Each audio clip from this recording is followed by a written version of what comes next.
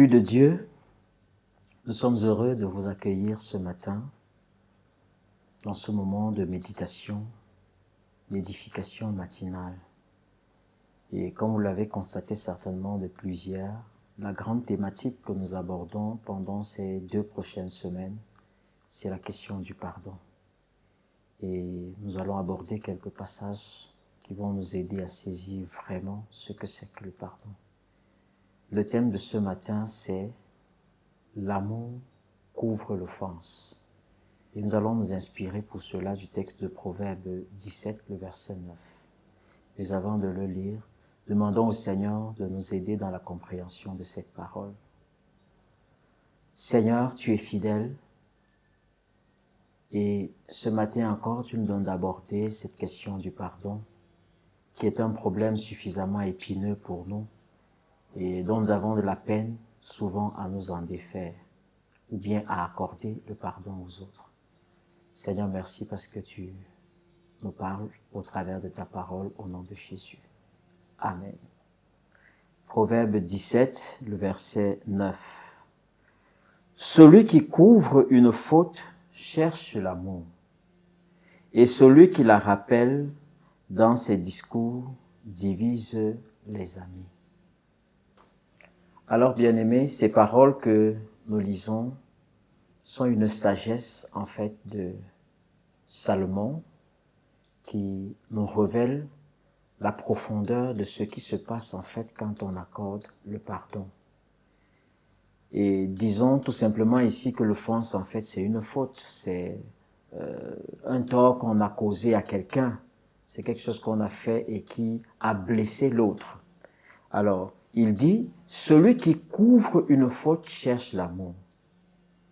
En d'autres termes, entretenir une faute, garder visible ou actif, si je peux dire la chose comme ça, une erreur ou bien une faute, une offense que l'autre nous a commis, c'est manquer d'amour.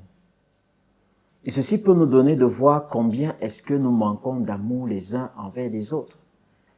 Et nous nous rendons compte que le fait de refuser de pardonner est une conséquence immédiate de ce que nous n'aimons pas. Toute personne qui aime véritablement aura tendance à couvrir la faute. Il y a une image pour redire la chose, pour exprimer un peu la chose. Vous savez, une maman, même quand son enfant est un voleur, est un bandit, aura tendance à protéger son enfant. Pourquoi? À cause de l'amour qu'elle a pour cet enfant. De même, Dieu voudrait nous amener à nous rendre compte que quand on aime, on est poussé à couvrir la faute de l'autre. Il dit par la suite que celui qui la rappelle dans ses discours divise les amis. En d'autres termes, celui qui rappelle en permanence, bien dans ses propos, les fautes que les uns et les autres ont commis, c'est quelqu'un en fait qui crée la division auprès de ses amis.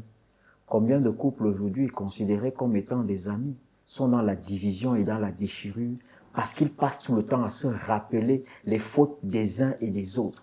On pardonne sans véritablement, on dit avoir pardonné sans l'avoir fait véritablement du fond du cœur. C'est pour cette raison qu'on peut revenir sur les fautes des autres. Si tu pardonnes véritablement, il va de soi que tu ne reviendras plus sur la faute parce qu'elle est passée. Elle n'est plus d'actualité. Et il est important que nous saisissions ces choses-là pour expérimenter une vie épanouie et heureuse. Bien-aimé, il est question pendant ces 2 semaines que tu sortes véritablement de l'amertume, des rancunes que tu avais gardées dans ton cœur pour passer à une autre étape de ta vie où tu te sentiras libre. Dieu veut qu'au travers de cette méditation ce matin, tu apprennes à couvrir les fautes par l'amour que tu as pour les personnes. Si tu aimes, tu seras en mesure de couvrir la faute et de passer à une autre étape. Parce que c'est ce que Dieu fait pour nous chaque jour. Qu'il t'accorde cette grâce d'être quelqu'un qui est prompt à pardonner. Sois béni abondamment. Prions le Seigneur. Seigneur, tu vois le cœur de mon frère, de ma sœur, qui m'écoute en ce moment. Je prie afin que, Seigneur, Ta parole qui déclare que le Saint-Esprit déverse son amour dans nos cœurs. Visite, Seigneur notre Dieu, son cœur. Tu vois toutes les situations jusqu'à présent qu'il n'avait pas pardonnées, que ce soit dans sa relation conjugale, que ce soit dans sa relation professionnelle. Je prie, Seigneur, afin que cet esprit le remplisse d'amour, de l'amour qui lui donne la possibilité de couvrir les multiples offenses. Seigneur, s'il te plaît, restaure nos vies. La vie que nous avons à mener sur cette terre est tellement courte que nous méritons, Père éternel, de la vivre heureux. Et il n'est pas bon, Seigneur, Père éternel, que nous vivions dans l'amertume. Tu peux nous le dire encore ce matin. Seigneur, s'il te plaît, donne-nous un cœur qui ressemble à ton cœur. Donne-nous un cœur, Père éternel, qui sait aimer malgré la faute des autres. Donne-nous un cœur, Père éternel, qui sait passer outre les fautes des autres. Accorde-nous, Seigneur, ta grâce. Merci, Seigneur, de nous exaucer. Merci de guérir mon frère. Merci de guérir ma sœur. Merci de restaurer sa vie au nom de Jésus-Christ. Amen. Passez une excellente journée. Que le Seigneur vous donne de pardonner. Amen.